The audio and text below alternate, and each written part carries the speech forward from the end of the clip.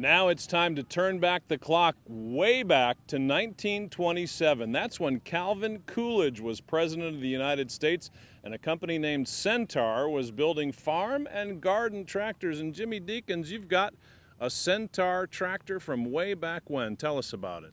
Okay, this tractor is a 2G model Centaur. It was made in 1927, and it may have been one of the tractors that run the horses off the farms, because it was one of the first ones that you could plow and disc and really get stuff done. It was a good workhorse, but it wasn't a horse. How is the ride on the Centaur? Looks like maybe power steering's a little lacking. It's very uncomfortable. If you've got long feet, you can't operate the back steering, and the clutch is foot operated or hand operated. It's pretty unique little machine, but it needs a little more room for a bigger guy. It's made for a small guy. And back in 27, I think the people were a little smaller than they are now. So what were some of the things that were unique in terms of features about the Centaur 2G? Well, it's like I said, the rear steering, the articulating, and the rack and pinion, and it was just barely enough to replace a horse. It was uncomfortable, it is to me, just to ride it around. But I imagine that little engine and would run all day on just a few gallons of gas. But yeah, it was pretty unique in its time. It was water cooled.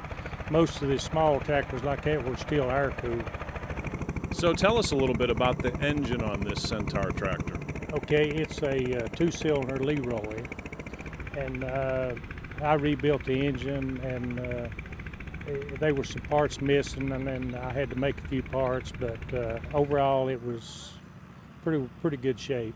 The rest of the tractor was. That Leroy engine, do you think they had a good design going there?